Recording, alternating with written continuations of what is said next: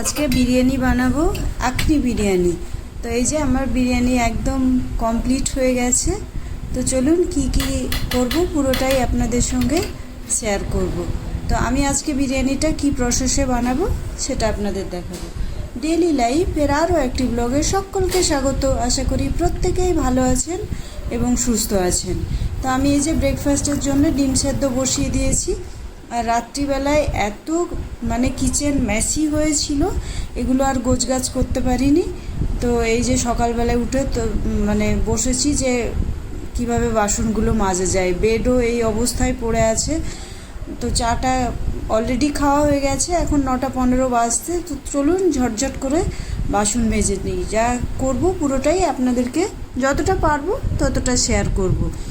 তো এত বাসন জমেছে, সকালবেলায় বরকে বললাম একটু মেজে দাও, তো সে বললো না আজকে হবে না।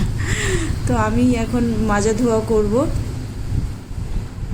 তো এখন দেখা যাক কতটা সময় লাগে মাজা ধোয়া করতে, সেটাই। রাত্রে কিচেনটা পরিষ্কার করে রাখলে কি হয়, খুব সুন্দর হয়। আর এই যে কড়াই দেখবেন না, খুব ময়লা হয়ে থাকলে এরকম সিরিজ কাগজ নেবেন। চাইলে সেটা কাঠ ঘষা হতে পারে, কিংবা লোহার যে গ্রিল ঘষা হয় সেই সিরিজ কাগজ দিয়ে এই একদম কড়াইকে দলিয়ে মাজলে কড়াই কিন্তু খুব সুন্দর হয়ে যায়। তো আমি খুব একটা শক্তি দিয়ে মাজতে পারি না, কিন্তু ওটা দিয়ে করলে খুব সুন্দর হয়। দিয়ে ওটা দিয়ে মাজার পরে একটু ভিম লিকুইড দিয়ে দেবেন। দেখেন কি সুন্দর গ্লেজ হয়েছে। আর একদম পুরো আমার রান্নাঘর গোছানো হয়ে গেছে। কত বাসন ওইদিকে রান্নাঘরের জানালায়, আবার এইদিকে ঝুড়ির মধ্যে। তো এবার ব্রেকফাস্ট করব। আমি টক দই নিয়ে নিয়েছি, আর তার সঙ্গে সানফ্লাওয়ার সিড, সিসাম সিড, আর কয়েকটা পামকিন সিড, আর হাফ স্পুন ছাতু, হ্যাঁ, তার সঙ্গে চিয়া সিড দিয়ে খুব ভালোভাবে করে আমি সেটা 30 মিনিট মতো ভিজিয়ে রাখি, তারপরে খেয়ে নিই। আর এইগুলো আমি যখন কিনেছিলাম প্যাকেটেই ছিল। তো আমি এইগুলোকে মাইক্রোওভেনে দিই, সিডসগুলো একদম সমপরিমাণে একটা পাত্রে করে মেপে 2 মিনিট মাইক্রোওভেনে দিয়ে ড্রাই রোস্ট করে আমি কাচের কৌটোতে ভরে রাখি। আমি কাঁচা খেতে পারি না, তো যখন খাওয়া দাওয়া করি তখন ওই কাচের ডিব্বা থেকে একদম চামচে, একটা মেজারমেন্ট চামচ আছে, তাতে করে মেপে খেয়ে নিই। কেন, এটা পরিমাণেও বেশি হয়ে গেলে সেটাও ক্ষতি হতে পারে। ক্ষতি কি, ওজনটা বেড়ে যেতে পারে। তো যে কোনো জিনিস পোরশন কন্ট্রোল করলেই ঠিক আছে। তো ব্রেকফাস্ট করে নিই। তো এবার মাংসটা আমি বিরিয়ানির জন্য ম্যারিনেট করব। তো ম্যারিনেট কিভাবে করছি পুরোটাই আপনাদেরকে দেখাচ্ছি, যেহেতু বিরিয়ানিটা আখনি হবে তো একটু অন্যরকম। তো আমি এই যে আদা রসুন বাটা দিচ্ছি, আগেই টক দই লবণ পরিমাণ মতো দিয়ে দিয়েছি। আর এখানে দিলাম ভাজা জিরের গুঁড়ো, লাল লঙ্কার, এটা ঝাল লঙ্কার গুঁড়ো, আর তার সঙ্গে একটু ফুড কালার দিলাম। আজকে আমার কাছে জাফরানটা নেই। আর দিয়ে দেব কিছুটা পরিমাণে কর্নফ্লাওয়ার। তো 1 চামচ, চা চামচের 1 চামচ, খুব বেশি দেব না। আর তার সঙ্গে একটা ডিম দিয়ে আমি খুব ভালোভাবে মশলাটা নেড়ে নেব, খুব ভালোভাবে মেখে নিতে হবে। তো এক হাতে ক্যামেরা ধরা, কাজ করা। আর চিকেন আমি আগেই ধুয়ে রেখে দিয়েছিলাম। তো এবার চিকেনটা দিয়ে খুব ভালোভাবে নেড়ে নিতে হবে, যেন চিকেনের গায়ে মশলা ঢুকে যায়। আর এটা যদি আপনি 2 ঘন্টা ম্যারিনেশন করে রাখতে পারেন তাহলে খুব ভালো হবে। তো আমার সময় কম, আমি 30 মিনিট মতোই রেখেছি। আর আমি এখানে চালটা জোকার চাল ইউজ করেছি। তো আমি এখানে প্রায় 750 মতো চাল নিয়েছি। চালটা আমি 2 ঘন্টাও হবে না, এটাও আধা ঘন্টা ভিজিয়ে রেখে দেবো। তো কড়াইয়ে আমি পেঁয়াজ ভেজেছি, সেই কড়াইয়ের মধ্যেই আমি মাংসগুলোকে 5-7 মিনিট মতো ভেজে নেব। কালারটা দিয়েছি, দেখতে ভালো লাগে সেই জন্য, তাছাড়া কালারের আর কোনো কাজ নেই, আপনারা চাইলে ওটা স্কিপ করতে পারেন। তো টুকটুক করে মাংসগুলো দিয়ে নিই। আর এই তেলটা মধ্যে আমি পেঁয়াজটাকে ভেজে নিয়েছিলাম। তো এইদিকে মাংস ভাজা হতে হতে আমি আবার আরও ওইদিকে রান্না বসিয়েছি ওই ওভেনে, তো সেটাও মাঝে মধ্যে চেক করছি।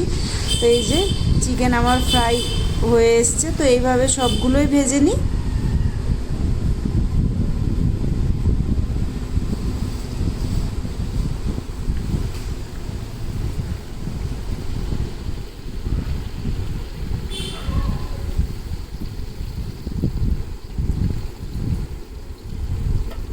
একদম সব চিকেন হয়ে গেছে ভাজা। তো আমি কড়াইটা একটু চেঞ্জ করে নেব। হ্যাঁ, এখানে টমেটো, কয়েকটা কাঁচা লঙ্কা আর দেব কয়েকটা চারমগজ দিয়ে একটা পেস্ট বানিয়ে নেব। হ্যাঁ, আর বলতে মনে নেই, এখানেও একটু আমি টক দই ইউজ করেছিলাম, যেহেতু আমি ঘিয়ের ব্যবহারটা বিরিয়ানিতে খুব কম করছি, ভীষণ হালকা লাইট বিরিয়ানি হবে। আর আমি এই যে চিকেনের ফ্লেভার যেহেতু আছে তেলটার মধ্যে, তাই একটু তেলের ব্যবহার করলাম, দেখুন খুব কম পরিমাণে।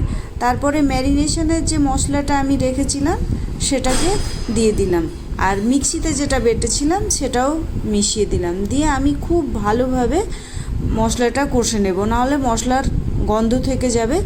আর এখানে আমি এক্সেস কোনো কিছু অ্যাড করব না, যেহেতু আমি ম্যারিনেশনের সময় অ্যাড করেছিলাম। আর দিয়ে দিলাম অল্প পরিমাণে ঘি।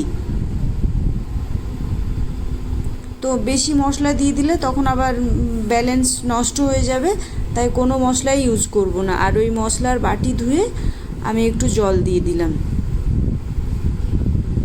যেহেতু এটা দমের মধ্যে পুরো হবে, তাই আগের থেকেই মশলাটা কষে নিতে হবে। আর একটু চিনি দিলাম, যেহেতু টক দই টমেটো সব আছে। আর এখানে দিলাম সানরাইজের শাহি গরম মশলা। আজকে কিন্তু আমি মানে খুব বেশি মশলার ব্যবহার করব না। তো চিকেনটা দিয়ে আমি খুব ভালোভাবে এটাকে কষিয়ে নেব। আর আমি কিন্তু পাশের ওভেনে মানে রাইস রেডি করতে দিয়ে দিয়েছি, যেন ঝটঝট করে হয়ে যায়। তো এই যে হাঁড়ির মধ্যে ট্রান্সফার করে নিলাম, মানে দমে বসিয়ে দেব। তো চিকেনটা মশলার মধ্যে দিয়ে খুব জোর 5 মিনিট একটু গ্রেভি কিন্তু রেখে দিতে হবে। এই গ্রেভির মধ্যেই মানে ভাতটা হয়ে যাবে। আমি ওইদিকে ভাত 60% সেদ্ধ করেছি, আর এবার দিয়ে দিলাম। এইভাবে বানিয়ে দেখবেন, অসাধারণ টেস্ট হয়। আর এটা খুব লাইট হয়, খেলে আপনি ডায়েট করলেও এটা খেতে পারেন। হ্যাঁ, কিন্তু একটা জিনিস খেয়াল রাখতে হবে, তখন কিন্তু চিকেনটা ফ্রাই করা যাবে না। আর এই যে কিছু হং বং চং, এটা না দিলে তো ভালোই লাগে না। আর ওই যে পিছনে দেখছেন, আমি কিন্তু বাড়ির একদম ঘরোয়া সর্ষের তেল খাই, তো তেলটা ভাঙিয়ে এনে রাখা হয়েছে পিছন দিকে। আর খুব অল্প পরিমাণে আমি এখানে ঘি দেব।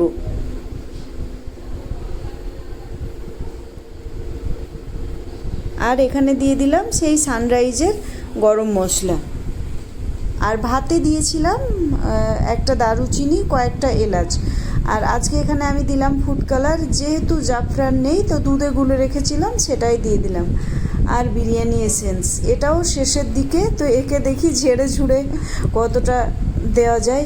এই বিরিয়ানির টেস্ট কিন্তু অসাধারণ হয়। আমি কিন্তু এটা প্রথম টাইম বানাচ্ছি না, অনেকবারই বানিয়েছি। তো আমার মনে হলো যে ভিডিওটা আজকে আপনাদের সঙ্গে শেয়ার করি, তাই শেয়ার করলাম। তো ঢাকনা দিয়ে দিয়েছি, কিন্তু এখানে একটা ভুল হয়ে গেছে। আমি ওইদিকে পেঁয়াজ বেরেস্তাটা করে রেখেছি, তো আমি সেটা দিয়ে দেব।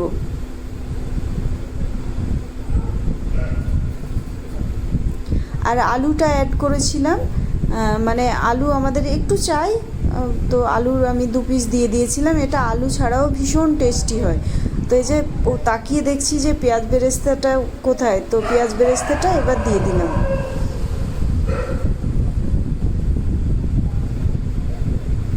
দিয়ে আমি এই যে নোড়াটা দিয়ে মানে সিল দিয়ে ঢেকে দেবো। এটাকে পাক্কা 35 মিনিট মতো আমি দমে রাখলাম, প্রথমে হাই তারপরে লো। তো এই যে দম উঠে গেছে, তো আমি তলায় যে গ্রেভিটা ছিল ওটা দেখবো যে লেগে গেছে না শুকনো হয়ে গেছে। তো এই যে দেখুন, একদম সুন্দর বিরিয়ানি রেডি হয়ে গেছে, একদম সুন্দর, কোনো মানে গ্রেভি নেই। গ্রেভি এত সুন্দরভাবে টেনে নিয়েছে, খুব সুন্দর হয়েছে। তো এইভাবে বানিয়ে দেখবেন, ভীষণ সুন্দর খেতে হয় আর শর্টকাট প্রসেস হয়। আমার বিরিয়ানি কিন্তু মানে ভীষণ ফেমাস, আমি বিরিয়ানি এক্সপার্ট বলতে পারেন। তো আপনারাও ট্রাই করবেন। রান্নাবান্না একদম কমপ্লিট হয়ে গেছে, তো এবার স্নান করে নিই, তারপরে আবারও আসছি। আর চুলে এই যে সাদা বার হয়ে গেছে, তো এটা ভাবছি একটু হেয়ার কালার দিব। অসাধারণ খেতে হয়েছে, অসাধারণ। খাওয়া দাওয়ার পরে এই যে সন্ধেবেলায় হাঁটতে বেরিয়ে গেছিলাম, মানে বিকেলে আর কোনো কিছুই শেয়ার করিনি, খেয়েছিলাম বলতে 1 কাপ চা। তো আজকে আমার বান্ধবীকে বললাম চলো একটু ঘাসের মধ্যে হাঁটি, প্রত্যেক দিন তো মাঠে হাঁটা হয়। তো আমার বিরিয়ানি রান্না কেমন লাগলো অবশ্যই জানাবেন, আর ভালো লাগলে একটা লাইক করবেন আর খুব সুন্দরভাবে কমেন্টস করবেন। তো দেখুন আমাদের শহরের যে ফিল্ড, স্কোয়ার ফিল্ড